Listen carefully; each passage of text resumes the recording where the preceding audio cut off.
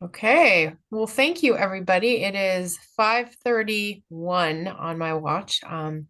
Welcome to what is today? February 1st meeting of the Envision Eugene Technical Advisory Committee, or ETAC. I'm Tiffany Edwards. I am the current chair and happy to welcome you all. So good to see you. For Zoom protocol, I think we've all been doing this long enough. If you have a question or whatnot, please just raise your hand. And if you could try to keep yourself muted, otherwise, that would be great. I'm going to skip over the approval from our last meeting, the Zoom link or Zoom meeting video, because we're going to wait on a quorum. But for now, I think there's an item here, Emily, any public comment received by staff. So maybe, Elena, could you tell me what that specifically? I think for now, and maybe public comment is something we can discuss also at the next meeting. But I think for now, if folks are watching or listening in, if they want to share comment with you all, they can send that by email to me at edomingo, so EDOMINGO at eugene-or.gov. Perfect. All right. And we had also put Elena's both of our emails are on the agenda. And so we were hoping that if people had comments before the meeting, they would send them to us. And I haven't received any, and neither of us have, so. Okay, well, thank you so much. Let's go ahead, and so we'll do this. We'll go into the second item on the agenda, if that works for you, and I'll kick it over to Elena. And then once we get a few more folks, but I don't want to interrupt this agenda item, so we will kind of take a pause in between, and then we'll come back and we'll do the minutes. So I think by then we should have Sue and maybe some others. So Elena, if you are ready, I will kick it over to you for the growth monitoring annual report data. Sounds good. I'm going to kick it to Heather. I think she had a opening statement she was going to make before I dive in. Okay, perfect. I'll unmute myself this time. So yeah, just here we are. First, just wanted to say thank you for your flexibility with the storm kind of last minute cancellation of this meeting. I particularly did not feel comfortable. I know some of you, I think I understood that some of you maybe were out of power, and it just felt a little awkward to be holding a meeting when some people were dealing with the outfall of the storm. And it was just a lot. I think it took up a lot of space in people's figuratively and also literally. So anyway, I hope you all fared well. And yeah, so thanks for your flexibility. And again, apologies for the last minute cancellation. So moving into our second round of the annual report data, our second year. So it's official. We actually are in an annual reporting cycle now, since this will be our second one. So that is really exciting. I just wanted to mention that, we have yet to really get in a good pattern, because this is only our second time doing the annual report. And now we're throwing it, we got done with urban reserves, and now we're going to be also moving into the urban growth strategies project. So at some point, I do want to have a conversation with the committee about, kind of take us a moment back when we're not reviewing data and just talk about process, and how we want to address or proceed going forward now that we see how the annual data comes in. We've been grouping it all at once, kind of at the beginning of the next year. We could definitely spread that out instead of doing it all kind of at the beginning of the next year. On the other hand, that would make some meetings shorter. but more frequent. And so just, there's some things to think about now that we've got a couple years under our belt and kind of understand how annual reporting is going to work. The other thing I wanted to acknowledge is that one of the original goals we had with growth monitoring is that the data will always remain the same for, say, 2015, even if you query it in 2023. And, that was a good place to start, is that we want consistency in the data. We want reliable data.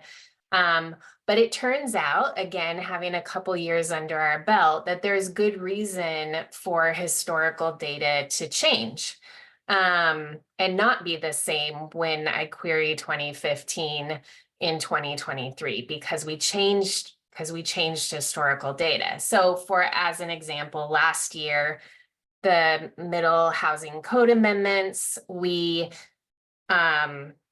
changed the housing type names to reflect, single unit instead of single family. We moved, 4 units in, we created a middle housing category. We had those housing types, but we made a category for it. We moved 4 units into middle housing instead of being in multifamily, and multifamily is now multi-unit. So we did all those changes, and we applied those changes back to 2012. And I think, in that case, it made sense to do that because we want to be able to compare apples to apples, or for instance, single unit to single unit going forward. So it's the same. And that did shift, there were some units that switched their housing type because we changed some of the names and reclassified things into different categories. Another example of where historical data might change is that we are human, and we are trying to catch data, cleanup that needs to happen before it goes into our reports. That doesn't always happen. So we think the best thing to do is to clean up the data. If we see an error, we feel like we should clean it up. And that does mean that the numbers might change historically a little bit. If it's significant, then the way we're addressing that is trying to do a footnote about why that changed, and just leaving those breadcrumbs. But it feels like, since we're ultimately, we're dealing with years worth of data. And so the most important thing is to try to get it as accurate as possible.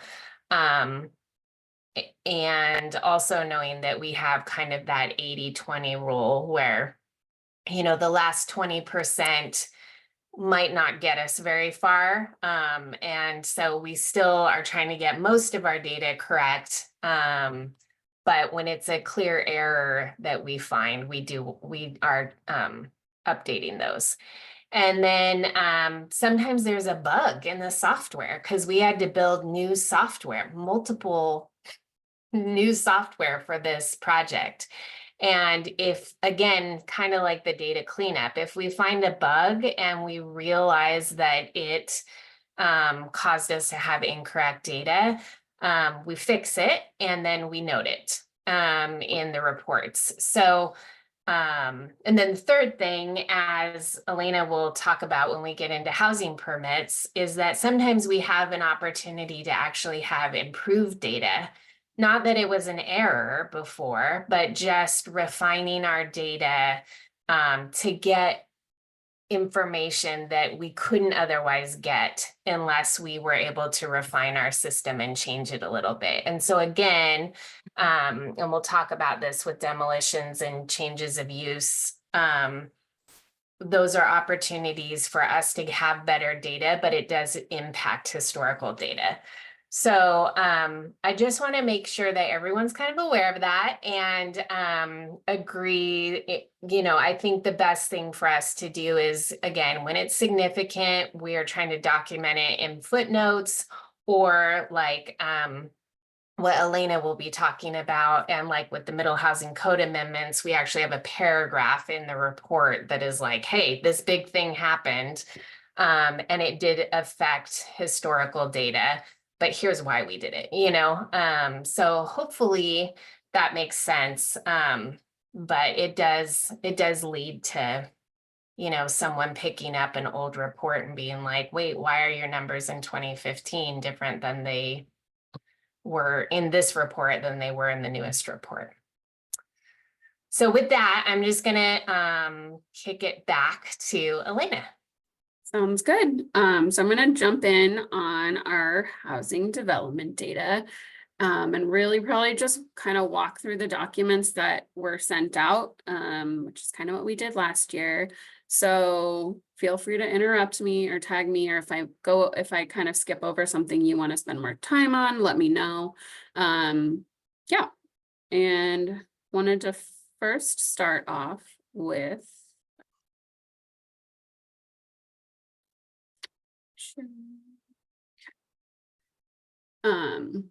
kind of with it explaining these software system changes that we made to essentially be able to capture net total in housing by housing mix. And so the examples that we gave were that if a triplex got replaced with a triplex, that would report net 0 triplex units. That's what would have happened in our previous reports, and that's what we would be reporting now. But if we look at a conversion from, say, a duplex, let's see, into a triplex, it would now be reported as 3 new triplex units and -2 duplex units.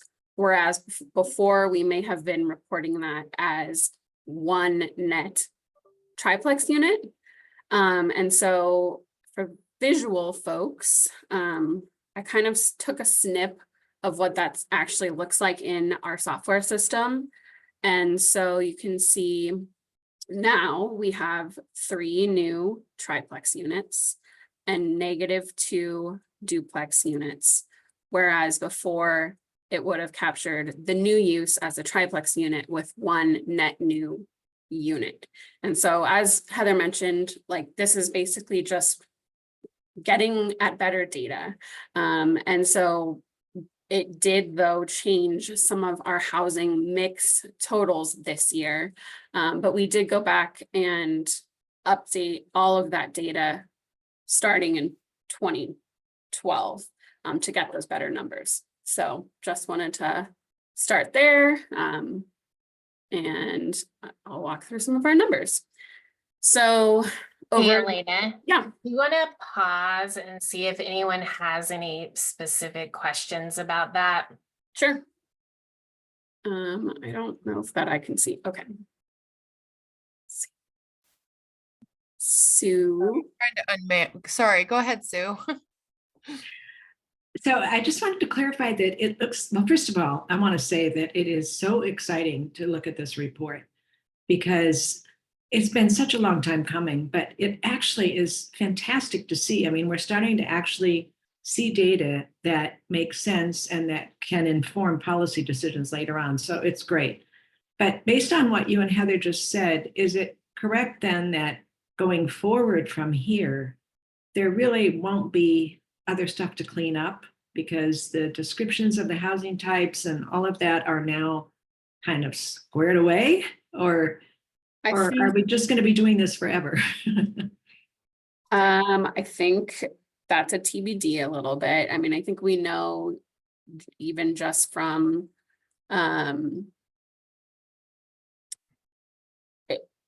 yeah, I guess like if there are code changes in the future that for whatever reason we need to gather data in a different way, that might affect how we're collecting that data. But in terms of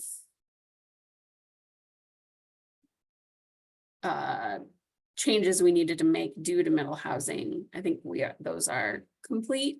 I don't know if you want to add on to that, Heather. Yeah. Yeah, I agree, Elena. Yeah, the middle housing changes are complete. Anytime that we make a change, well, let me back up. I think one of the reasons we did this, where we went back and did the historical data, is because we were at the beginning of this program. And so we had only put out one report, and then the middle housing code amendments happened. And so we were like, okay, this is pretty close to the beginning of the program, and was a pretty fundamental change. And so it didn't really make sense to have the first report have different housing types and then not address that in the next reports and be able to compare, because we would like lose that comparison of 12 years worth of data. So I think it was a little bit of a unique situation that we went back and changed everything that much. That said, if we decide to rename row houses or townhouses back to row houses, we probably would go ahead and change that in the historical data because it's a name fix, and that's relatively easy. It's when they start shifting housing mix categories, that's when it got a little bit complicated. But the data cleanup for like errors or things that we miss, I definitely can't guarantee. I mean, I think that is just the reality. That is going to happen. We are going to miss things. Once we get into a system, and this is particularly with building permit data, right? Like this, not census data, although the census also stopped doing some of the in the 2020 decennial, they stopped doing some of the tables that we are using. So, to better their data, I think. And so that's another example where we're going to have a footnote that's like, well, this data is a little bit different that we're using. I just think those things are going to keep happening. And then the data cleanup with building permits, once we get into a quarter review cycle, which we haven't yet, hopefully it will be easier for us to manage data cleanup. And once the data collection system is stable, which hopefully it's pretty stable now, the people that are inputting the data will get more used to it. Because that's part of what we're dealing with right now is changes to the data system, new staff, training, not enough time, needing to get these reports out to the state by February 1, which we did last week. So yeah, so it's a great question. And, I think we just want to be brutally honest about the limitations. Thank you. It's a great answer. Thank you very much. Anybody else? Okay. So, See, oh, okay. No, I don't see anybody else. Okay, go Cool. ahead. All right. Okay, so over the monitoring period, we have seen 10,651 new dwelling units out of the 15,105 forecast. Our mix has been, 23% single unit detached, about 3% middle housing, and 74% multiple unit dwellings. Our first chart is dwellings per year and dwellings on average per year. So over the monitoring period, there was a forecast of 755 dwellings per year, and we have been seeing 949 dwellings on average from 2012 through 2023. And keep moving. So the dwellings by housing mix. So again, single unit detached, middle housing, and multiple units. So those names and categories we updated last year based on middle housing. So now we have the detached plexes. So And as I just mentioned in that first chart, 23% of the mix is single unit, 74% multiple unit, and 3.1 middle housing.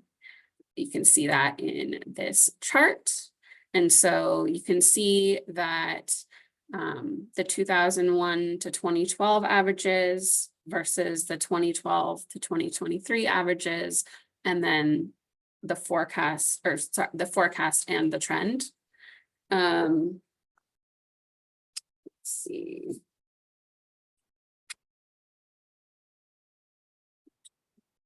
Say about that.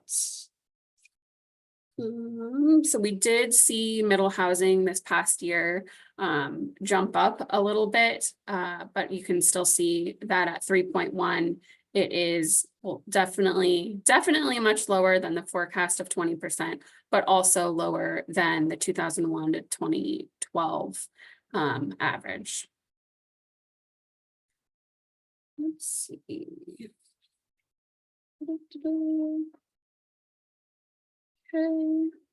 Then we have sort of the percent of need met for each housing mix. And again, single unit detached has met about 30%, middle housing 10%, and multiple unit 209%. So overall, we're about 70% of the total forecast for new dwelling units. But you can see that obviously that's being met largely by multiple unit dwellings. John. So since we've got an exorbitant amount, 200% of what we budgeted for is the way I'll put it, in multiple unit housing. If we hit the target on all of the rest of ours, how much would we exceed our goal by? Do we know that? If multiple units stopped, we'd build no more multi-unit over the next 8 years or 6 years. How much over would it if we hit the rest of our targets? I can get that. Maybe I can look that up for That's you. fine. I'm curious. Maybe when Heather's talking later. Yeah, great. Thank I you. can look up those numbers. All right, sorry, I'm having some computer glitchy issues, but I see, Howard, I see your hand. Yes, as you said, the multiple unit also includes a student-oriented component. So if we took that out, what would the percentage be?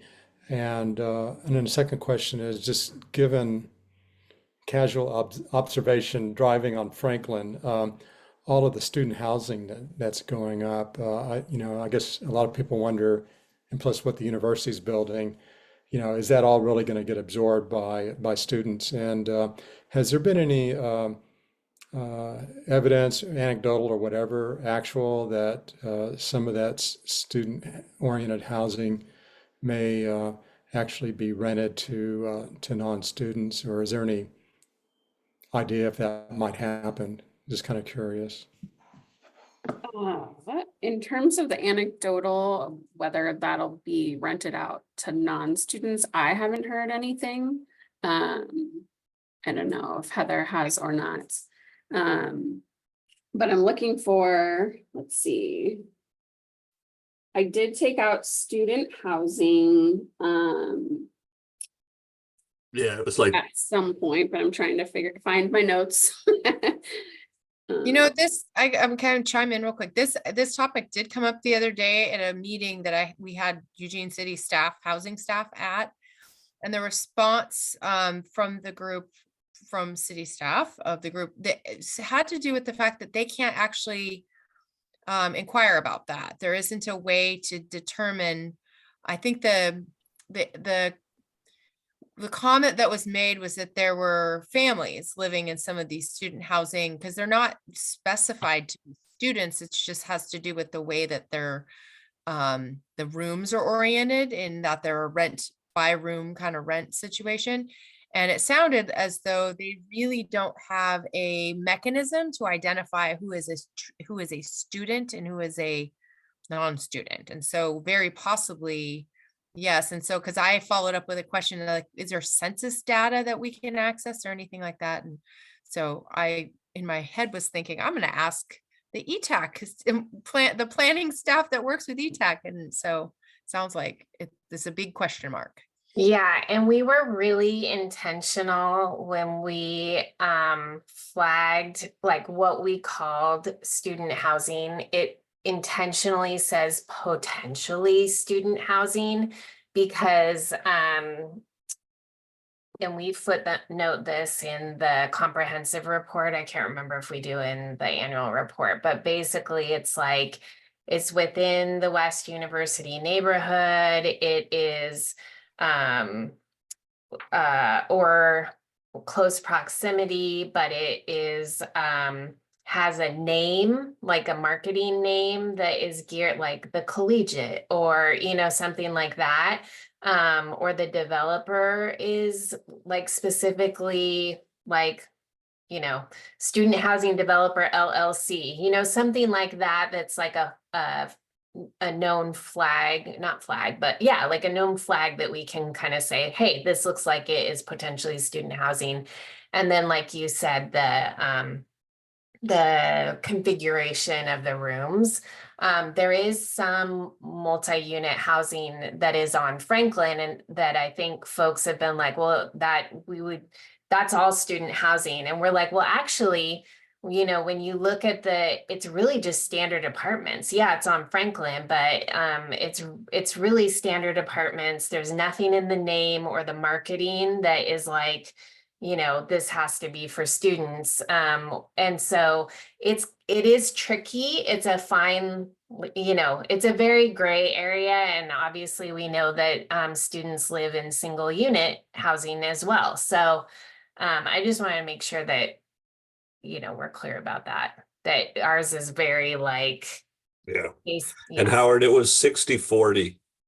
2,990 dwellings were student housing and 4,893 were non-student. So 38% student, 62% non-student of the 7,800 multifamily. Okay, thanks. And I Thanks, guess when John. they're marketing, I guess they can't exclusively say you can't live here unless you're a student. I guess that'd be discriminatory, but Yeah. there's certainly a lot of those units are marketed, towards students. Yes. Yeah, definitely curious to see what the outcome is of some of that development will be, but yeah, I talked more about the student housing, potentially student housing in the density numbers. And I kind of factor out some of that development in my density section. But I could also add that to the number of dwelling units section as well. All right, those were our housing mix numbers. And I'll start in on efficiency measures and BLI impact. So housing efficiency measures are the same efficiency measures we've been reporting on. So downtown programs, the R2 zone density change, redesignation to low density residential, LRPD, affordable housing land bank sites, accessory dwellings, and then now we're also keeping track of middle housing as well. Let's see.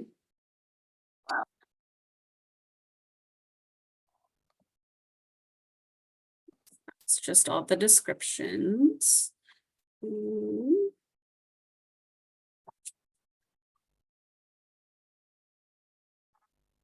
Okay, so this is the dwellings from efficiency measure chart. And let's see. So you can see that the average forecast line is in gray here, And then the average to date is in black. And so the average to date of dwellings utilizing efficiency measures is slightly higher on average over the monitoring period than we had forecast.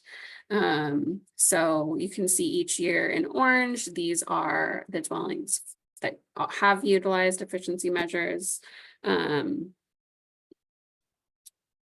Yeah, so keep moving. It looks, I calculated the percentage, and 28.5% of the dwellings over the monitoring period utilized efficiency measures. Then we have efficiency measures by BLI plan designation, and as a reminder, there are a couple of efficiency measures that we're still manually calculating. So they're not automatically being captured in our charts, and that is the density from R2 dwellings, and then the net increase in accessory dwelling units. And so I did those manual calculations separately and added them to this overall chart. So you can see we're actually at 216, 689, and 3040 overall when I add those additional efficiency measures in.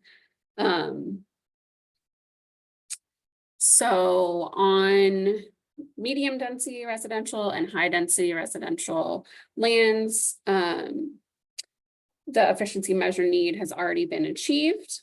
And on commercial lands, it is basically on track to be met during the monitoring period. However, low density residential is much slower at this point. And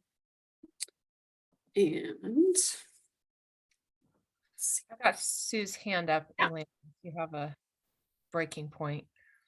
Could you refresh my memory on what the efficiency measures are in commercial? Because I was really surprised to see this. I, so for some reason, cannot remember what they are. that is a good question. Let me see if I have that.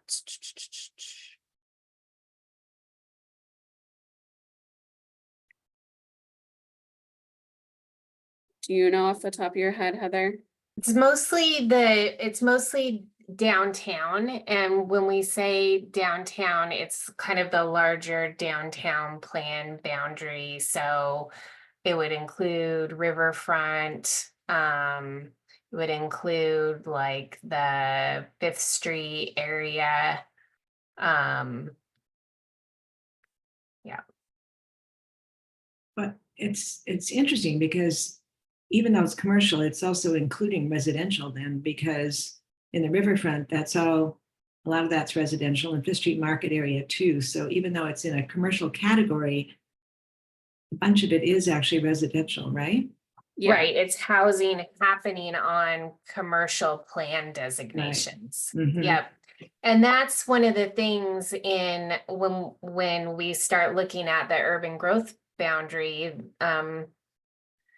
it's hard for me not to say urban growth boundary, urban growth strategies project, which will be looking at our capacity inside the urban growth boundary.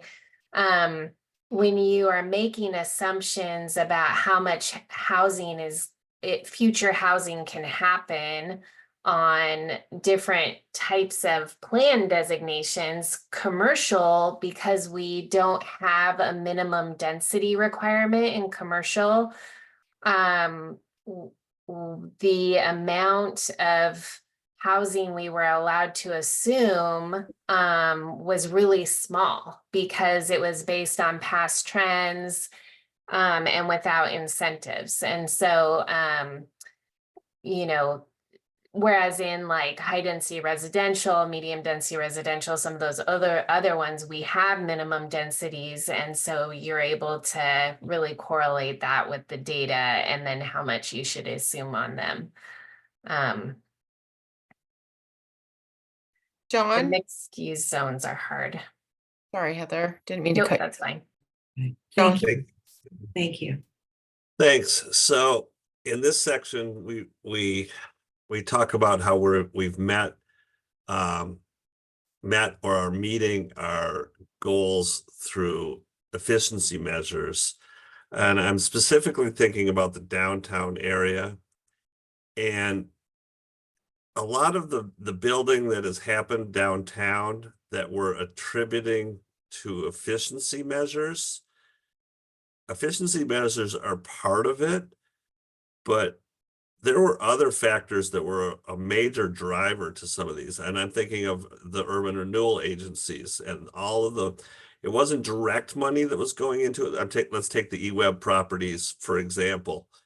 You know, if we hadn't put the infrastructure and the millions of dollars of infrastructure into those wouldn't have been built, but yet we are attributing those to efficiency measures towards our 1,000 units downtown.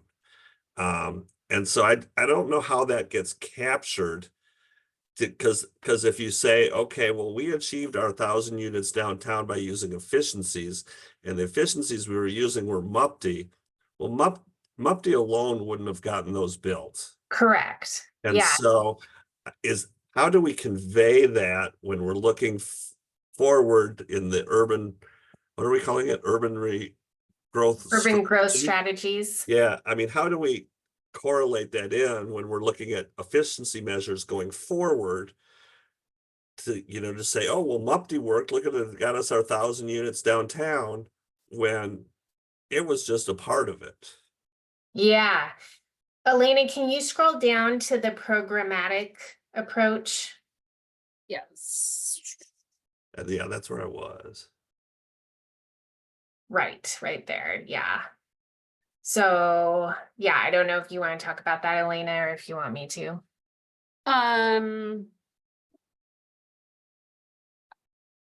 So, I mean, I guess what I would say is that, above, I can't remember if it's above or below this, we show how many units we got with MUPD. But when we adopted the urban growth boundary last time with efficiency measures, we didn't just say we were going to get 1,000 units downtown with MUPD. We said we were going to get 1,000 more units downtown from a programmatic approach.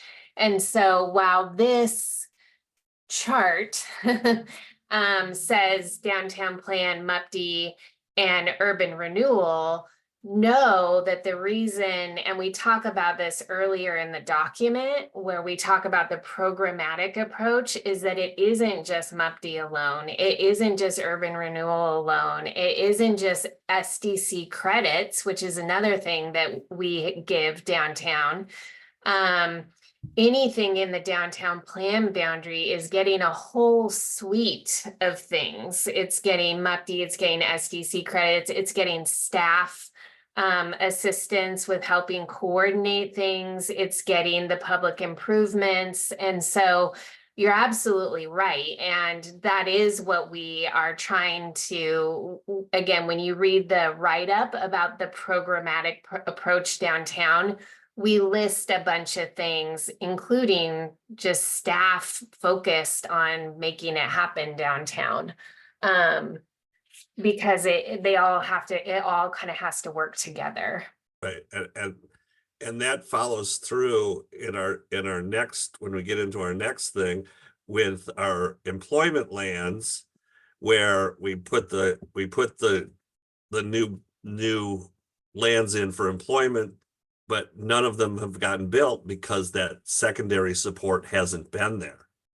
And so, it's hand in glove. You've got to have the land, but you also have to have the other parts that go along with it. Otherwise, it just sits as grass fields. Thank you. Phil, I see your hand up.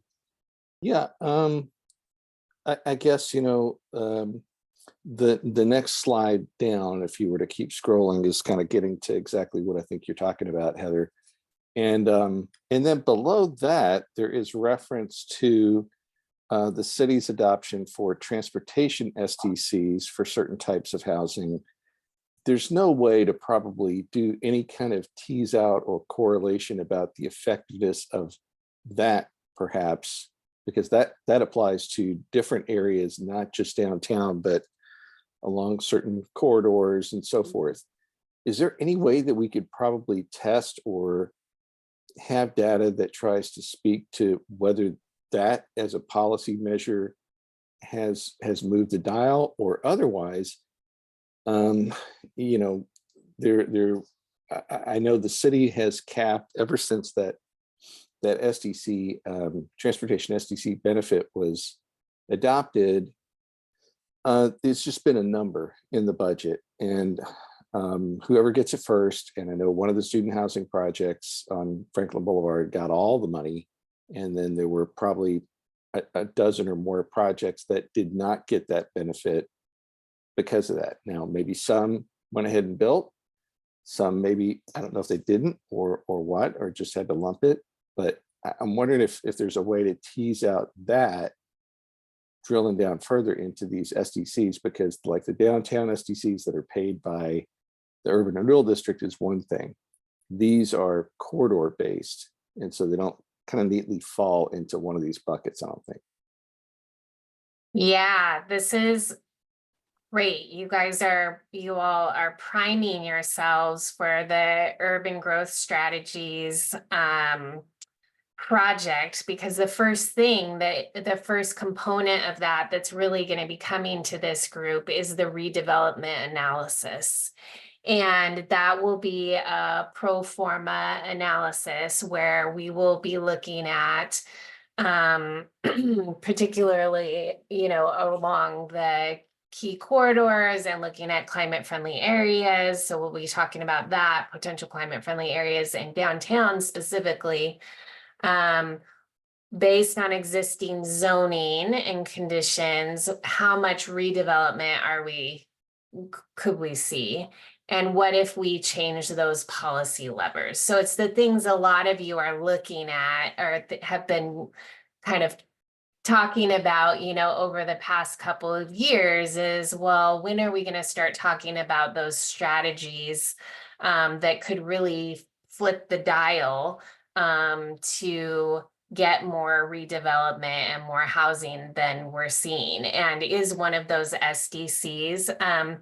I think that, and I even remember, it might have been you, Phil. I can't remember. It might have been you, John. I feel like it was one of you two that was saying, actually, probably all of you said this at some point. Have you interviewed developers to see what the barriers are, right? Is it the SDC, the cap on the SDC credits? What is it? What are the barriers? And we said, no, we didn't do that for the comprehensive report. We'll do that in the next UGB look. Well, that's what we're doing. And so that is going to be part of the outreach, is developer interviews, because you're right. Some of this is hard to tease out from numbers, but that's why we need to also do these interviews to find out from people things like that, Phil, that you were just talking about, hearing from developers. Hey, yeah, I would have done more if I had had the SDC credit available to me, but it had already been used up. That's real good information. It's not something in my spreadsheet, but it will be really helpful. Okay, don't see any more hands. If we want to keep going. Okay. I wanted to mention, Elena, when you get to the end, I think you might be able to, after you get through efficiency measures, you might be able to go back up to the top to look at what our multi-unit need is. And if we're at 208% of that, then we're, that again is how much more we would be, to John's question earlier. Okay. That's how much more we would be over. Right. I was going to look it up by the actual dwelling units in Tableau. Oh, okay. But while you were talking, maybe. But I'm going to scroll just up a tiny bit. There's a couple of things I wanted to highlight.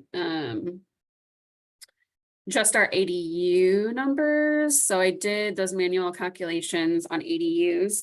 And so since July 2018, we've had 122 ADUs, or 22.2 on average per year. And that's basically almost 14 more ADUs on average per year than our efficiency measure planned for. So we've had an additional 76 out of the 84 that we were planning, that we projected for efficiency measure totals. Sorry, that was sort of scrambled, but we are seeing more ADUs, I guess, is what I want to say out of that mostly. And then for the medium density residential, kind of already went over these numbers. So the medium density residential totals that I did, there were 623 net new dwellings from permits issued in 2017 or later that had a net density of 10.1 or higher in R2. And so we are counting those as efficiency measures. Let's see. Elena, can I ask maybe a silly question, but I still see ADUs pop up occasionally that I don't think they permitted that. I'm not trying to bust anybody. I'm just curious if there is ever a time when people after the fact, or for any reason, like if they're selling and they know that they need to be compliant or whatever, do they ever, I mean, I think I heard this anecdotally that for many years, people were just kind of building things and crossing their fingers that they wouldn't have to tear something down. And I'm just curious if that's ever captured at any point in time, even if they become legal or So I know that I have seen at least one permit in the past while I was doing review for this past year, where it does sort of, you know, say there was an accessory building on this lot. It was not permitted as a dwelling unit, but they're bringing it up to code that we can, so that we can now count it as a dwelling unit. And so we would be capturing that as a new dwelling unit in our system if someone comes in and actually brings that up to code and permits it. If it was not up to code before, then we wouldn't be counting it as a dwelling unit. okay, thank you. Yeah. Phil, I see your hand. You're muted though. Missed the button. So, and I'm sorry if we've covered this before, but maybe I've forgotten, but with ADUs, is there a way to track whether they are used for a vacation rental or short-term rental as opposed to, you know, more than a month-to-month occupancy or something like that? I mean, are we tracking that? Like growth monitoring? No. Does the city have a way to track that? The city, there is a registration for folks who are operating Short-term rental. short-term rentals that they are supposed to register yearly. Right. Whether folks do, I don't know. You know, I mean, but that's not data that our planning team has access to or working with it all right now, but possibilities in the future, maybe, yeah. Yeah, I think that was a question with the middle housing code amendments as well. And so there's some technology challenges, and like Elena said, whether or not we're getting actually everybody registered. So we haven't quite figured that out yet, but we do know that there's interest, particularly with middle housing and I think accessory dwellings. Okay, just thinking of kind of the policy implications of that. I mean, on the one hand, the data that we have would show, hey, we've got, you know, X number of ADUs that have been built. Awesome.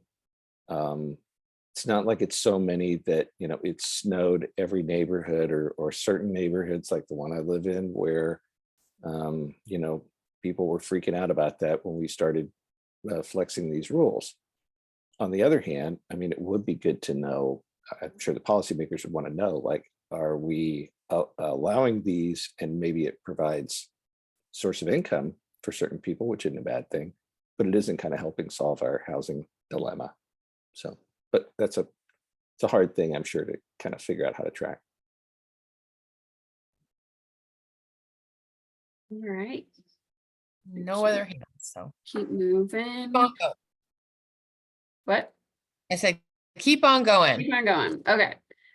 We sort of touched on downtown plan area, and sort of that programmatic approach, but just highlighting again that, over 99% of the forecast for downtown programs has been met at this point. So that's not just MUPD, that's MUPD, urban renewal, and dwellings that are within the downtown plan area.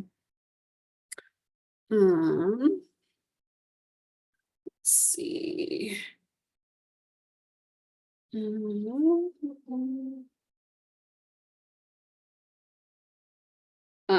But I will say that,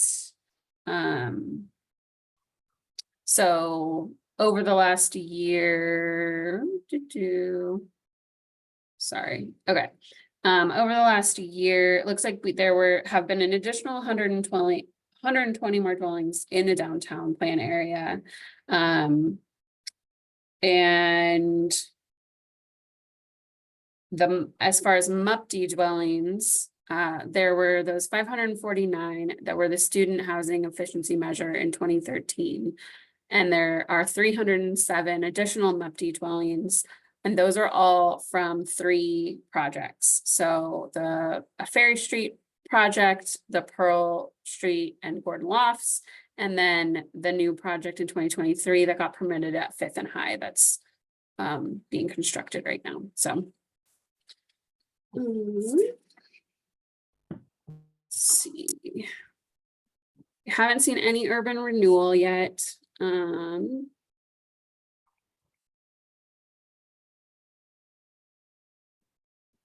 then Phil touched on this. We calculated some of the SDC credits. So there were SDC credits for accessory dwellings.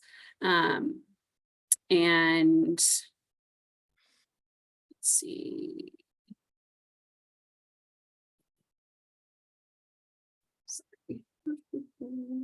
So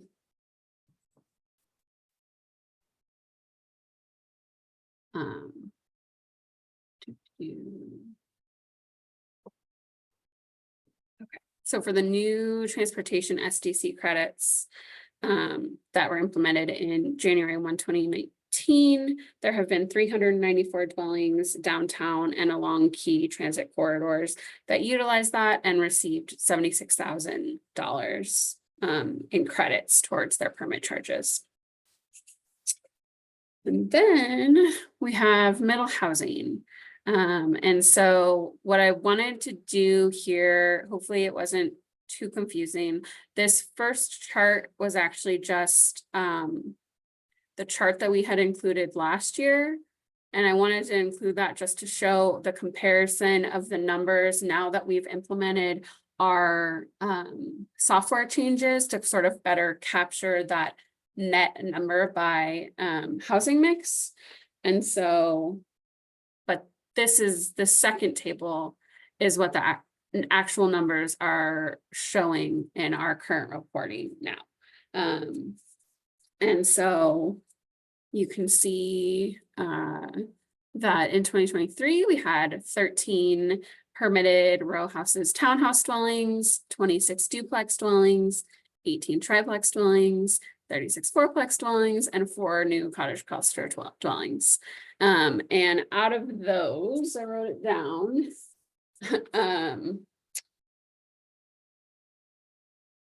45 of those are actually detached plex units, which would not have been allowable in our previous code. So just kind of wanted to note the sort of new middle housing that's allowed, those detached plexes, and that those are also showing up in our numbers. And then middle housing land divisions, we saw 23 tentative middle housing land divisions and 4 final middle housing land divisions in 2023, which is pretty awesome. Elena, can I ask a question about those two numbers? Yep. So with the middle housing, I'm curious about, because I know we had to go back to the model code. And I'm curious if there are applications that are waiting and sitting that are not moving forward because they need the Eugene code. Just kind of curious.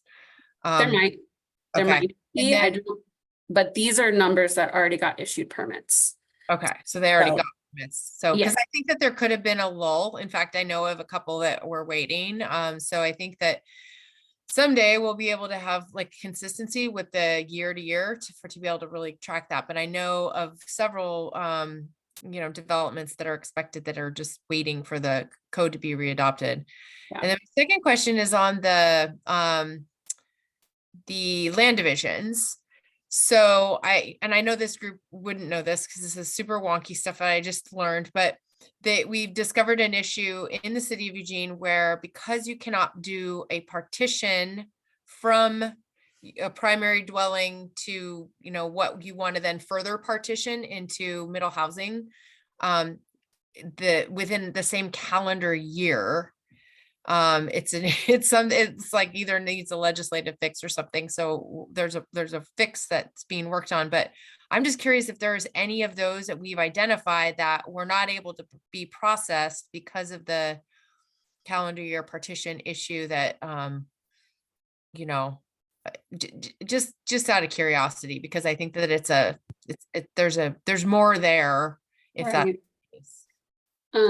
Not Yeah. that I know of, and I spoke with our land use team to get those numbers, and they didn't bring that up, but I don't know for sure.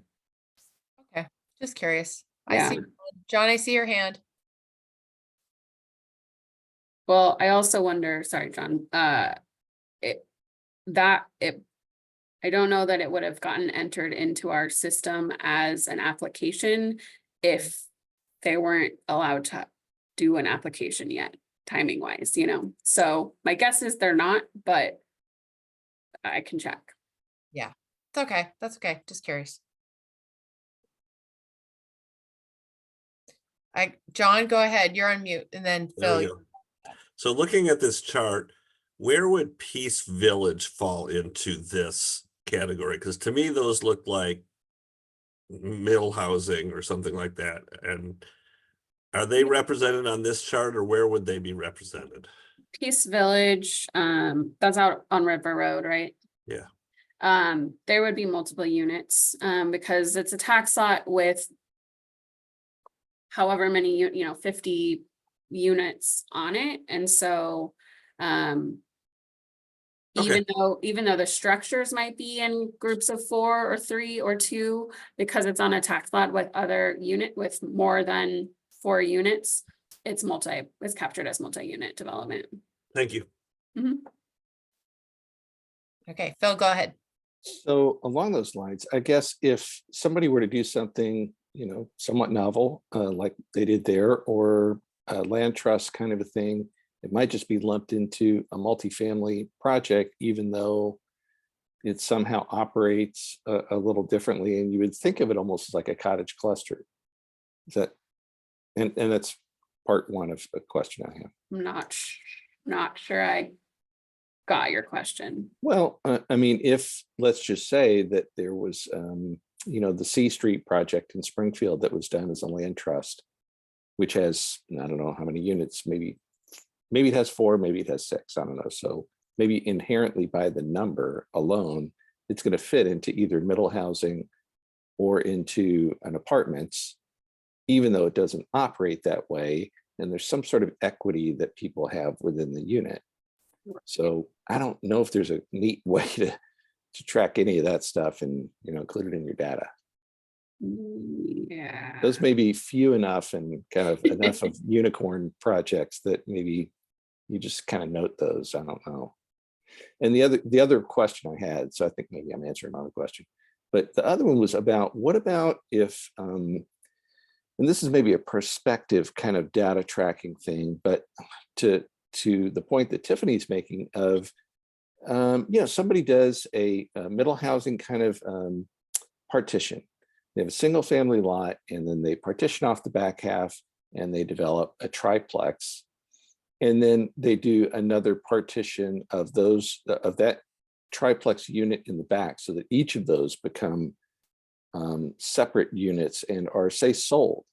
Is there a way for us to track, I guess, tenure to figure out, hey, is it by having done this middle housing, it's not rental units, it's promoting home ownership among people at more affordable rates? Is there a way to tease that out? You have any thoughts on that, Heather? Are you thinking about that at all? I mean, I think that for the ownership part, they would need to go through the middle housing land division process. And so you can make an inference that even if, say the original owner that divides it continues to own the other two or rent out the other two lots, even though they're separate now, the possibility for home ownership is there because it's 3 individual lots or whatever. We don't have a way to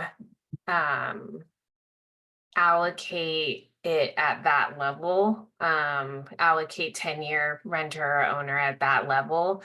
We have census data and we have track data, census track data and block data, but that's about as far down as it gets to that level. There's the rental housing database, so there's like these disparate data sources that are not probably going to get you exactly what you're looking for. So when when staff is asked by a counselor and like, what's our split between rental and home and For this city? ownership? Yeah. Yeah. Then you have a percentage and you're able to say From the it's- census. right? Yep. And so you would only really be able to go kind of just every 10 years to kind of look at this aggregate level to say, No, oh, we well, get it. Sorry, when I say census, I you meant said by the the block. Census Bureau. We get Yeah. it annually. Right, right. Okay. So, but you're able to, I guess I'm just trying to ask, is there a way to kind of track it so that we could say, or the policymakers could say, there's data that supports, hey, this particular intervention that we did, an efficiency measure, albeit that it was, a state imposed kind of thing, but we're implementing it here. And it's, we know that it could be home ownership or it could be rental units, but are we able to determine if it's moving the dial one way or the other? Right. I mean, And you're saying, no, we really can't. again, we can get it at the aggregate level. And so over time, you would be able to potentially see that, but you wouldn't necessarily know why unless, again, this is why we're tracking middle housing land divisions. If we see an amazing amount, of middle housing land divisions, and then in the next couple of years, we see that dial move, you could potentially infer that had some effect on ownership. Just like if they, revise the platting statutes at, at the state level, or insurance requirements for condos, at the state level, some, things like that. And then, over the next couple of years, you saw, it would even need to be more than a couple of years, right? We've seen that it takes a while for that stuff to be in the data, and then to be able to draw that bright line can be difficult. I think if we surveyed people, that would be one way to get at it. So we could survey middle housing land division properties and ask if they're renter owned. That would be one way to get at it. But I think it would end up being some sort of manual effort.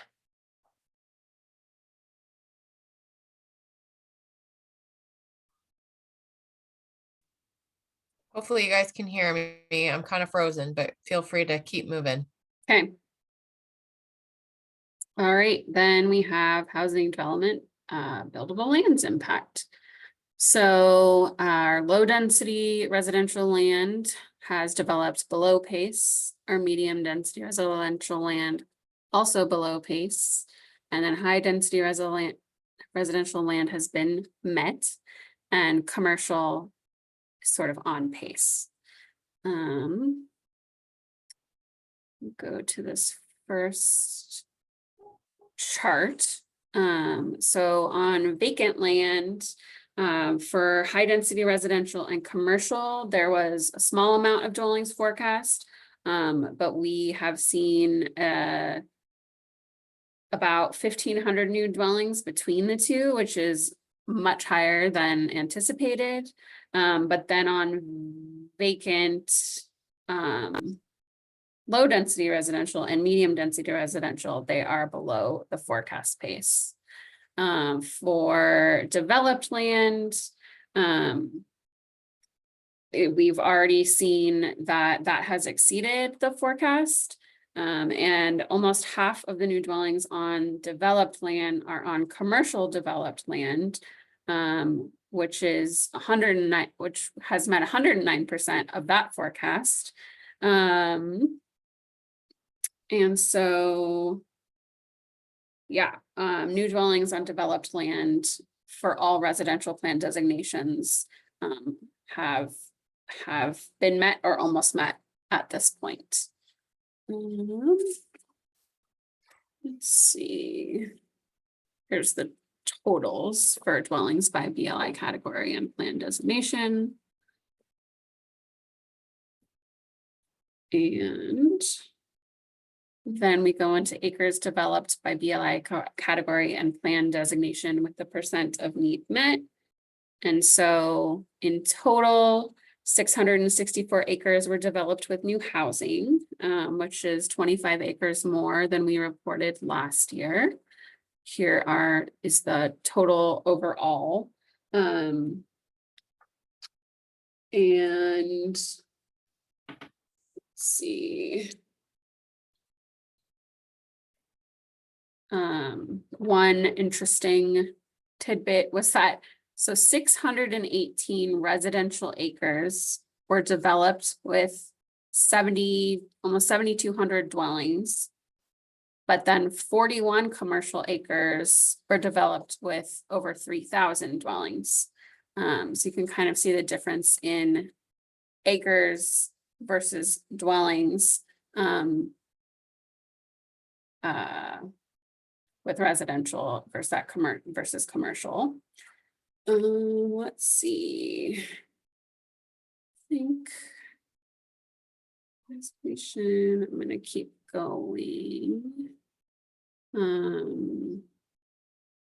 So you can see each of these charts parse out by BLI categories. So low density residential, 21%. Medium density residential, 29%. And then high density residential, 102% of the forecast at this point.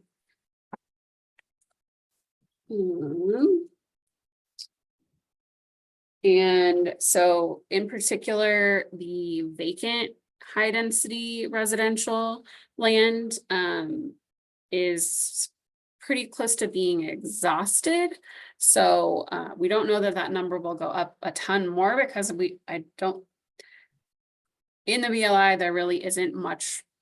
there isn't any more vacant high density residential land to be developed. So that was interesting.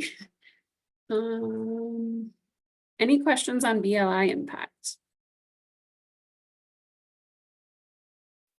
One of the things I wanted to mention because you saw that the numbers are still pretty low for low density, you know, since last year. I mean, a lot of these numbers are not going to change that much between year to year. But again, just as a reminder on low density residential, both efficiency measures and just development in general, is that a large part of our land supply is in the Crow Road area, so south of West 11th, east of Green Hill. And that isn't served yet with utilities, so it hasn't annexed. Most of that area hasn't annexed yet, but it is now in the capital improvement plan to bring wastewater to that area. So, and there has been some, the city is trying to find additional funding for facilities in that area too. So I can't wait until we can say, but this area is now served. Hopefully that will be happening. Thanks, Heather. There's also legislation that could help to address it, so it's to be continued. Sue, I see your hand. Oh, you're muted. Just going to ask about the timeline for that. What's your prognosis for completion of serving that area? It just got adopted as a project into the 5-year CIP. So I don't think it's right away because we still need to get additional funding for it, but it's good news that it moved into that more short-term, long-term planning. Great, thank you. All right, then I am gonna move us into density. So Do we want to do a real quick visit on the should we get a vote on the, or should we, do you want to just keep going? on minutes, Yeah, just since we have a quorum. we can. I don't know. I just figured if we have a stopping point, we did not take a vote on our on the minutes, the Zoom meeting from last time, because when we started the meeting, we did not have a quorum. So I would entertain a motion if anybody wants to, so that we can just take care of that. I move to approve the minutes. Great. Thanks, John. Howard, I'll second. Great. Any other discussion on the, okay, all of those in favor of approval? Please just go ahead and raise any kind of hand, regular, virtual, whatnot. Okay. Opposed? Abstentions? Okay, I've got 3 abstentions, but we've got, okay. Thank you all. Okay, thanks, Elena. Sorry about that. I'll let you keep going.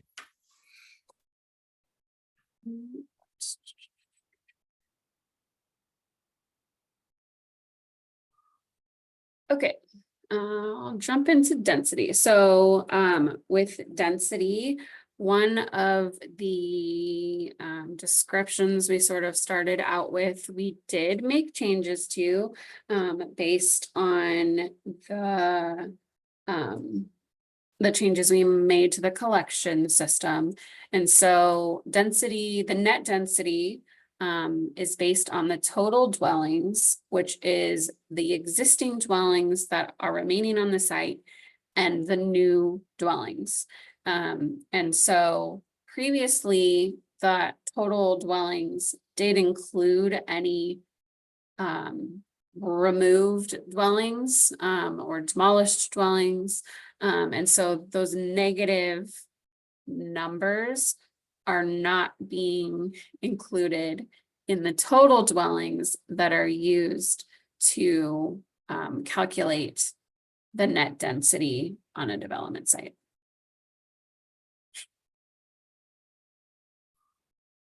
Okay. Did you want to add something? Can I, Yeah. can we just do an example of that? Like, so if there was one single unit that was removed and it was replaced with a 10-unit building, previously, we would have said that was 9 net new dwellings right? That the density was done on. And now what we're saying is the density is done on the 10 units. That are the actual units Yeah. remaining or new on the site. So again, sort of better data of what actually exists on the site when the density is calculated. So, but I did want to note that those changes were made in this report. So let's see. We have average net density of dwellings by plan designation. And again, just flagged that those changes in this chart. And so on average, the net densities of low, medium, and high residential lands are higher than historical densities. Low and high are higher than the forecast density, and medium is slightly lower than the forecast density. And so you can see that in this chart. So net density by plan designation. You can see it's higher, a little lower, and higher. John.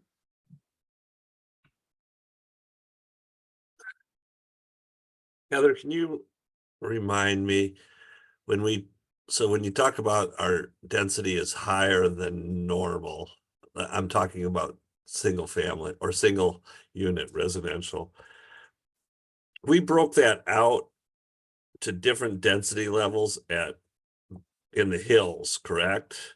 So is that reflected in there? Are you taking that and saying, okay, in the hills, we were doing 2 units per acre as opposed to 4 in flatland? And is that reflected in that increase, or how is that? Yeah, this is a total average. Yep. And so we actually have, which we didn't include here because we didn't include it last time, but we have a breakdown of average density, and it's in the comprehensive report. We had a table that had the average densities we assumed if the lot was less than an acre and over 900-foot elevation and the slope was sloped or not, right? We have that breakdown and we have that comparison. We didn't include it here because it didn't change much. So do you think the attribution to the higher average density is because less houses were being built in the hills and more were being built on the flat where it's the density is higher? Is that probably the reason why we're above what we had anticipated? Probably. Okay, thanks.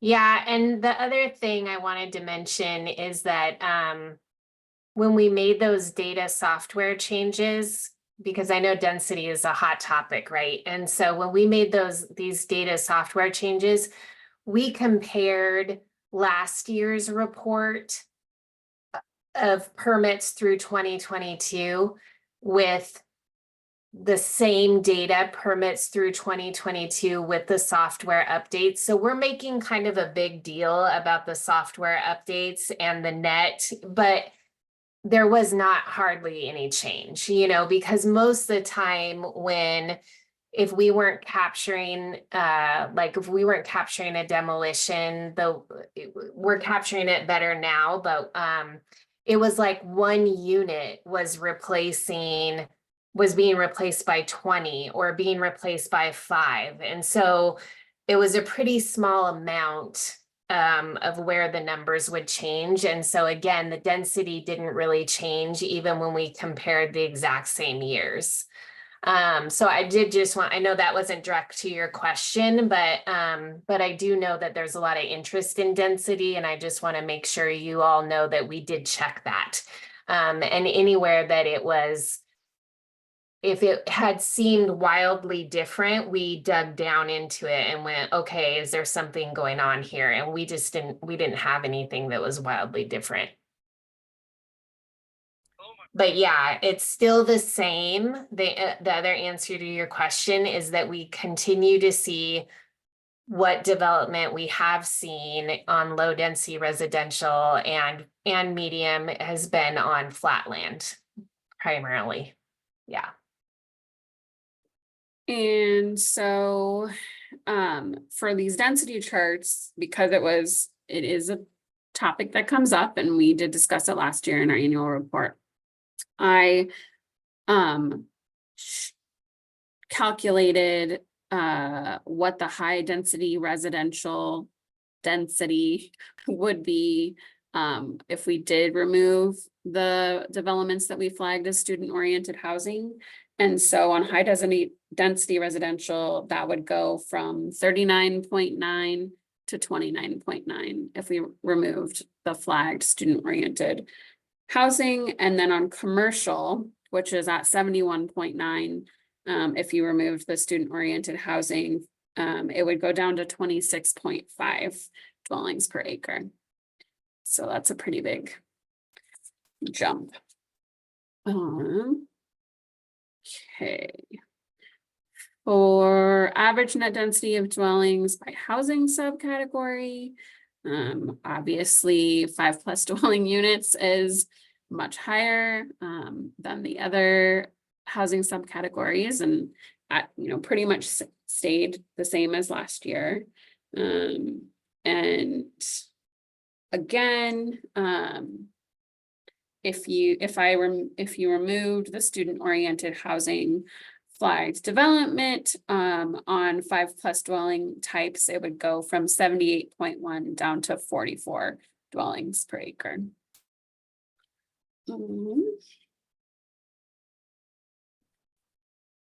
And then average net density of dwellings by BLI category.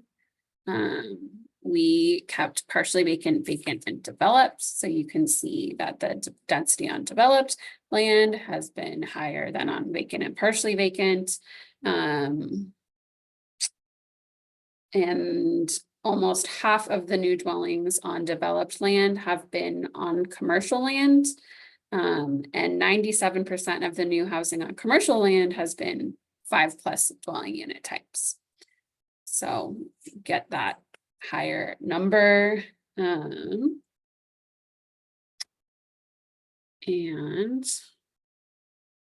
that's all I've got on density and housing development in general. So if there's any housing development questions left, feel free to speak now. All right, anybody have any? Oh, Mark, I see your hand. Go ahead. I just have a comment on that series of graphs that we just looked at. I think it would be helpful in general to always post the units on the vertical axis. There are numbers there, but I think always putting units per acre, for example, on that one, or in all of them, to state the units right there on the graph every time. And that way there's no casting about to try to get straight on exactly what we're looking at in that respect. That's all. Thanks. Okay. Thanks, Mark. I need to think through that and what that would look like on an average chart. But Heather and I could I'll talk about that. Well, what I would envision is just, it says net density, space, parenthesis, units per acre, close parenthesis. Got it. Okay, I'm following you now. Okay. Yeah. Okay, John. Thanks. I'm really getting back to like what Sue said earlier on in the meeting. I'm really excited to see this data and the tools that we will have in the next phase in the urban growth strategies that this is going to give us. I know that when we went through the last time, we were kind of shooting, okay, we think it's going to be this, and we think that's going to go, the density might be here and there, and to have these on the ground numbers And areas where we saw efficiencies work and efficiencies not work, it's just going to be such a great piece of such a great tool moving forward. I'm just so thankful that one, last year we saw it for the first one, and now we're seeing it comparatively, and it's just going to make that next step. One, it's going to make it easier. It's also going to make it more difficult because the policymakers are going to have all the actual data and not anecdotal stuff. So I'm just want to say thank you so much for this work. This is going to really help move the conversation in a direction that's data driven rather than anecdotally driven. Yeah, I just want to mention on that too. When we reviewed your, and I know Elena, you want to get to employment permits, and I want you to too.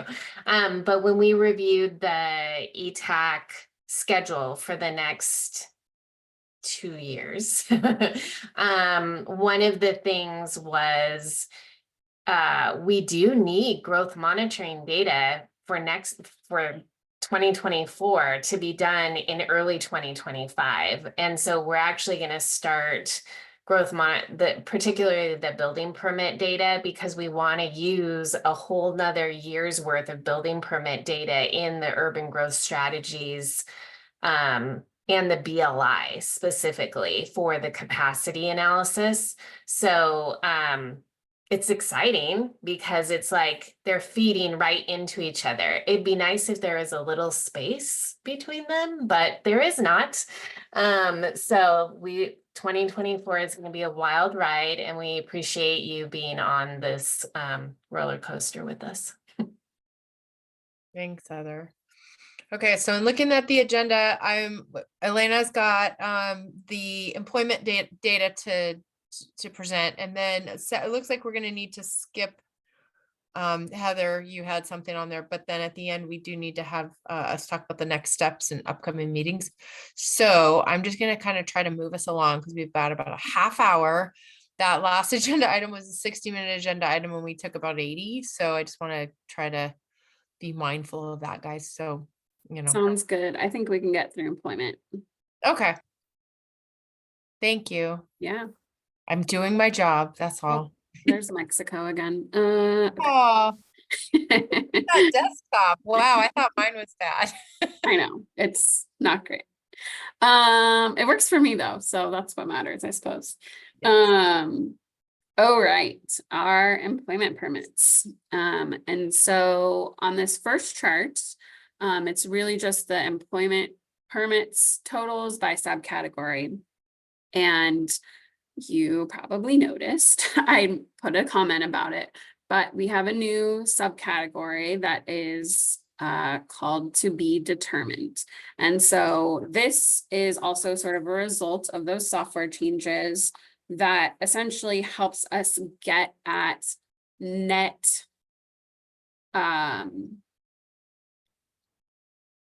BLI impact or square footage by use. And so when a demolition permit comes in and that has not been followed up by any sort of new development permit, we are associating the new use of that demolished permit to be determined. I don't know if anyone has any questions about that. And so, but I also wanted to note on this chart that the to be determined category should be at the top of the bar, just in terms of the way that it reads, and we'll fix that. And it's this weird yellow color right now, which we will probably also fix. Yeah, so if I could just add on to that, Elena. So I think what you're saying is that demo permit comes in, and ideally we would know, this unit house is being demolished and it's being replaced with a duplex. Ideally, we would know all of that at the same time, but sometimes just the demolition comes in and we don't have the duplex. We don't know the new use yet. And so what we are saying when Elena was talking about the new use is being to be determined, it's because we don't know that duplex yet. And then once the duplex comes in, we're able to correct the data and say, okay, now we can say the new use is a duplex and it demolished a single unit. But until we get that new permit, we've created this new category that is TBD. Okay. I saw a couple folks kind of go, what? So Yeah, I thought I was like, that was, it's hard. Yeah. I'm like, it Without makes sense to looking at my the brain stuff. because I've been living in it, but. All right. I did want to note on my write-up here, I did include sort of the approximate number of net new employment square footage. And I know that there are a couple of forms that I still need a little bit more tweaking on my end. And so that number, I just wanted to flag that number might change after I do a little bit more form editing between now and the annual report. But it should not hugely change. But there is about 4 million net new employment square feet over the monitoring period. Okay. You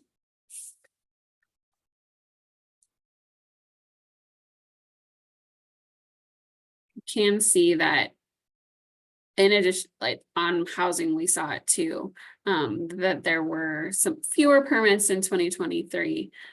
So it looks like there's a little bit, it dipped back down again. As far as the large lot industrial sites, none of them has been developed, so no change on that since last year or the comprehensive report. And then efficiency measures, there actually is no change from 2022 either. There was no development in 2023 that utilized efficiency measures for employment development. So I'm not going to spend a ton of time on this unless anyone has specific questions about the employment efficiency measures. Well, But- I have a quick question. Yeah. It's just related to anything that, I mean, if I'm looking at this historically, I might be like, gosh, what the heck was going on in 2023 or whatever? And I think most of us know that we had this weird interest rate spike and things like that. And I'm just wondering if there's anything we're doing to just correlate any kind of market environmental, because I mean, if we're looking at things and it'd be really easy to say, gosh, our efficiency measures didn't work one year, and realizing that actually it was, we were paddling upstream because we were facing really high interest rates. So I'm just kind of curious if there's anything else we're looking at that might explain things at some point in time. I mean, I guess I'll just say, and Heather might add to this, but I'll say that, our task really is to report the data. Yeah. We're not really analyzing it. We're not really getting to the why so much. But in our comprehensive report, obviously we made note of the pandemic and we made note of the, recession in 2010 or whatever. So there are these big picture things that are obviously going to influence some of the totals. And I think that's just something we'll probably, looking at the data in the future, like, is there something that maybe needs a greater explanation? Then we can sort of include it, but it won't be like deep analysis about it at all, that's for sure. Yeah, but no, you're right. And I recall that. So that is extremely helpful. And I think that's extremely appropriate as well, just to kind of mention, like, John, your hand, see it. Yeah. Another quick one. If you go down to the chart for the efficiency measures, in the jobs category, it doesn't seem like our efficiency measures are working very well. And I'm wondering if we're looking to other communities to see if they've got other efficiency measures that are ticking the box better than ours, so that we can use that information going forward. Well, efficiency measures are definitely going to be a big part of our conversation for our urban growth strategies.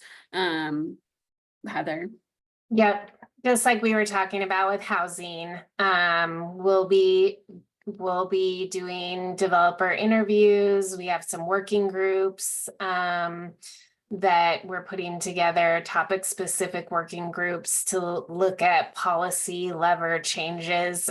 We already know the E1 because of growth monitoring data, and we had been hearing anecdotally that E1 and E2 weren't doing what we needed. And then now we have the data to show that as well. So we will be looking at that and looking at other communities. And we have Echo Northwest on contract, as you know, for the Urban Growth Strategies project. And so I think both looking at using their information because they work all over the state and know what other jurisdictions are doing. And I guess I would also say to the point about Tiffany, your point, that your question will be something that we'll be looking at in the Urban Growth Strategies project as well. Right. So we again, Echo Northwest they're an economic organization, they're economists, right? And so they will be able to know at that time, looking at our growth monitoring data and saying, yeah, this is what their data shows, but we know that there were interest hikes during this time. That's their expertise, is to talk about what's been going on in the market. So we're looking forward to them using our data to, and then putting some more context around it. Great. So I'm going to just skip past efficiency measures since, as I said, has not changed at all since last year. You can see, yeah. Okay. And then we get to employment development BLI impacts. So let's see, a couple of these charts I also didn't include in this write-up because again, there's a couple of things I need to do on my end with the data to make sure that the charts are coming in correctly. So I had the totals, the acreage totals, but the charts just weren't quite, all of them weren't quite finished yet. Let's see. So for annual average acres developed by BLI category and plan designation, there we saw the highest annual average on industrial land, followed by commercial land. However, both are well below the forecast pace. And so we saw 13.6 acres and 6.4 acres versus a forecast of 57 and 13. Let's see. And then the total amount of acres developed with new employment development over the monitoring period was 1,457 acres.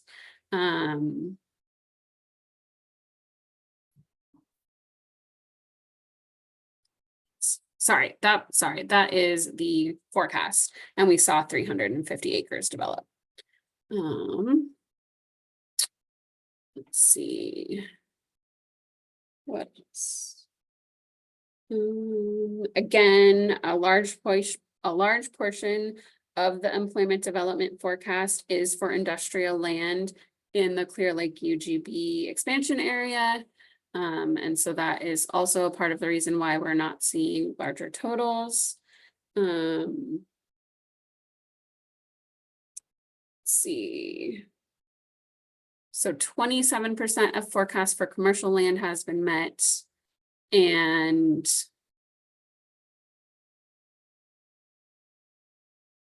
only about 13% of industrial land.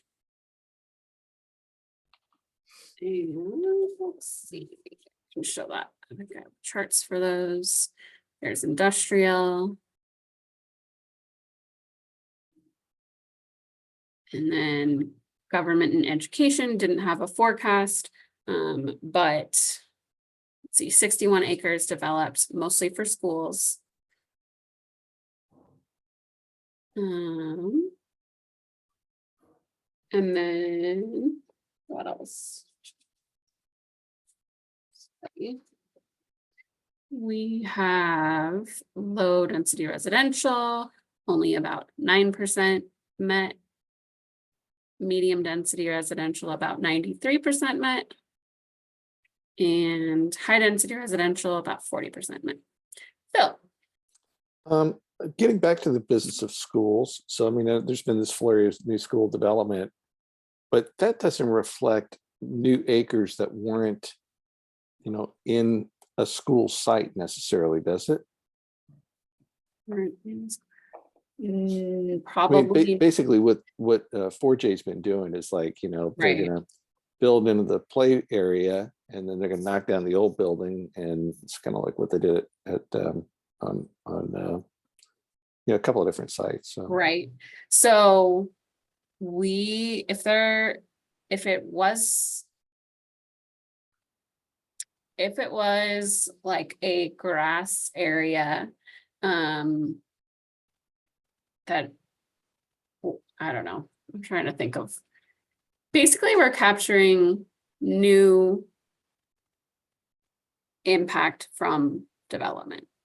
see, I guess that's what I'm wondering though, is are we really in, you know, I mean, it's not like there's new schools that weren't there before, or there's new employers or 20% more teachers or something like that.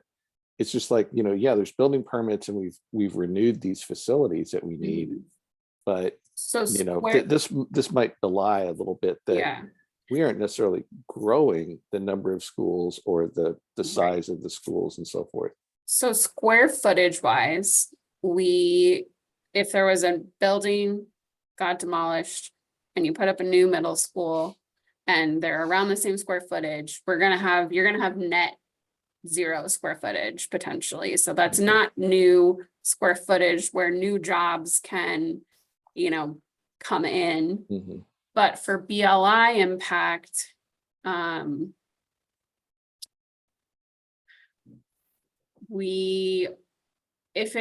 if it's building a building where there was not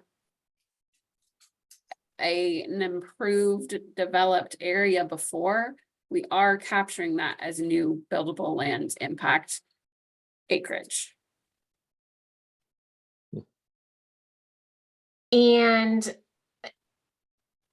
that makes more sense. I think what you're kind of saying, Phil, is that makes sense when you're talking about residential and commercial and industrial land, because in the inventory, if there was a vacant area on that land, we would have called that whole property partially vacant. And then we would have said the BLI impact, where now they're putting the building, is that portion that was you know, the portion of the developed lot that is vacant is now being taken up. Same idea for government and education, but we actually didn't go through, we didn't identify government and education property as partially vacant or developed. It's committed, it's completely committed. And so that's why there's no forecast, like Elena was saying. We just assume actually that, which is what's happening, that whatever school need is needed will happen on their property. Whatever government need is needed will happen on that property. Mhm. Except for like if we had needed a new city hall, or like if U of O knows that they want to acquire land or something like that. So this one, maybe we could put some more context around that. It's a little bit different than our other land categories as far as that goes. Yeah, I mean, I get it. It's sort of like, again, we're counting land. We're not counting like number of employees or something like that. And that's Right. it's outside of this. Okay, thanks. Yeah, government is and public demand is a little bit different. And we may do it differently this next time. I'm not sure. So, so with that point in mind, on the housing side, with the university, so for example, the university is getting ready to do a new East Campus plan. So they've got a bunch of small little cottages over between Agate and Villard, little bungalows that they're gonna redevelop and put new higher density student housing in there. Will that get captured since it is zone PL? Will that get captured as new housing? Or if they build a dorm, they tear down a dorm that has 200 rooms and they put a dorm up that has 400 rooms, are we capturing that as new housing because it's all on public land or government land? New dorm. Yeah. I mean, we differentiate between dorms and commercial apartments on commercial land. Right. But So if they've got a capture that. bungalow, if they've got a lot, 3 lots with bungalows on them that are all single unit, they tear those down and put up 20 units, the 20 units will get counted. Right, so that would be -3 single units on public land, it sounds like. Yeah. And then it would be plus, 17.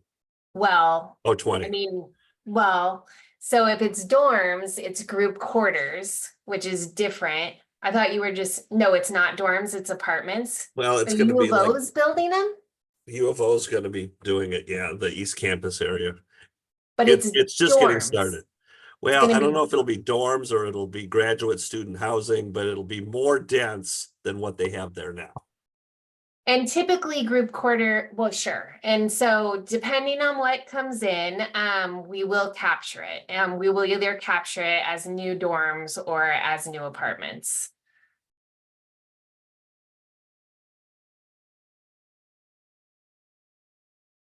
Right.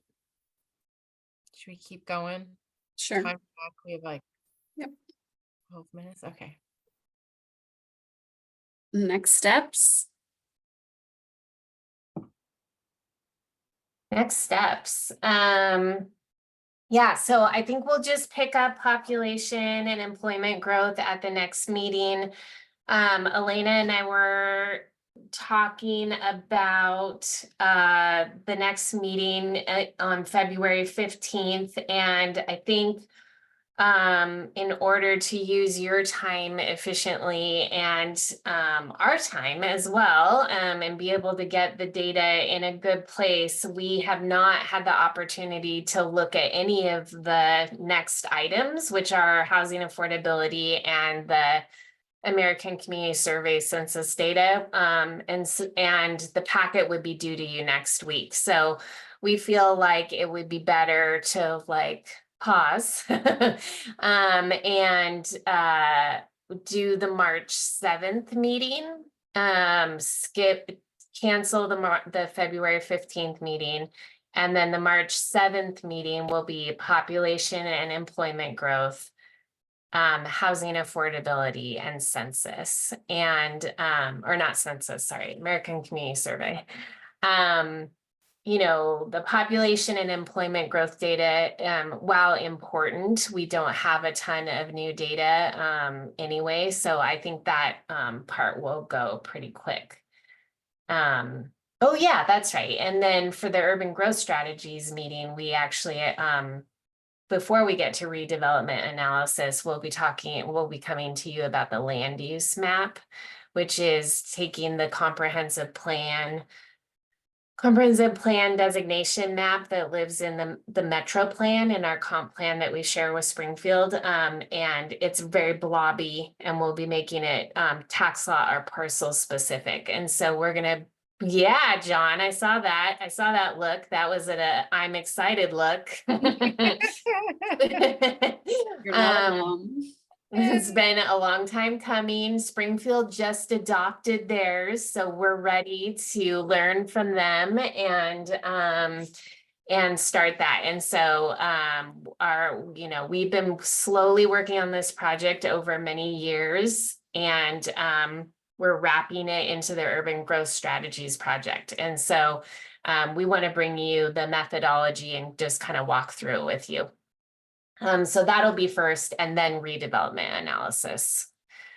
And so Echo Northwest will be here for the redevelopment analysis meeting. Yeah. Can I Did I ask, miss anything? Yeah. you're suggesting we would be canceling the February 15th and pushing it? Yes. Okay, because I'm looking at the our agenda, and it Yeah. said that the March one was the one that was tentative. So just want to make Yeah. sure we Yeah, I think we're gonna flip that, just because we want to feel really solid about the information, and also not come to you both dates, which might be what would end up happening if we came on the 15th and the 7th. So let's just do it in one meeting. Okay. Did I miss anything, Elena? No, I know it's at the beginning, and I don't know if that's what you're gonna bring up now, John, but I know Tiffany flagged that we wanted to talk more about potential in-person meetings. And we're gonna pump that and talk about it next time, but it is on our radar. And we had said we'd wanted to try and move towards a quarterly in-person. But there's a number of factors that are influencing that. So we can talk more about it next meeting. Okay. So I may have missed it because I was a little late coming today, but did you talk about recruitment for the? we did EETAC? not. Because I thought that was on the agenda. Or it was a topic somewhere. We had a deadline yesterday, right? I think it got moved to Sunday. Oh, It got extended a little bit. Maybe next week. Anyway, it got extended a little bit. We did post for an ETAC position, and I have not received any applicants yet. And I do believe, as before, we had reached out to some of the organizations who did have representation on this group previously, and we have not gotten any applications. So I don't know if you all know anybody who is interested, but we would love to get more folks recruited. So we can go out for a special recruitment that isn't necessarily at this same time as they do boards and commissions. We could open it again in March, or open it again when we know for sure that we find someone who is interested in applying, but at this point, I don't have any applications. okay.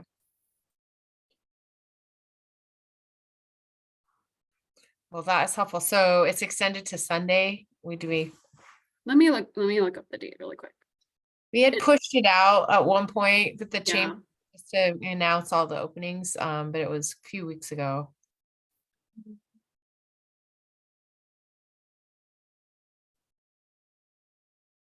Let's see. They are due February 4th, which is Monday. Okay. Okay. So you're gonna get ready for the onslaught of applications. between Yeah. now and then. I'm ready. But yeah, I think we can wrap up, and I'll send cancellation for the 15th Okay. and plan to join us on the 7th. Perfect. Anything else from anybody? Tell all your friends to apply. And they won't be your friend. I'm kidding.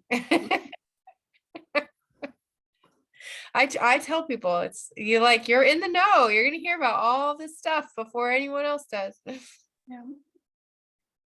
But I guess it takes a certain type, right? Okay. Well, without further ado, is everybody okay if I sign off and let you all have the rest of your evening back? Okay. Yep. I will adjourn our meeting for this evening. So thank you guys. Thank you. Thanks. Right. Take care. Thank you.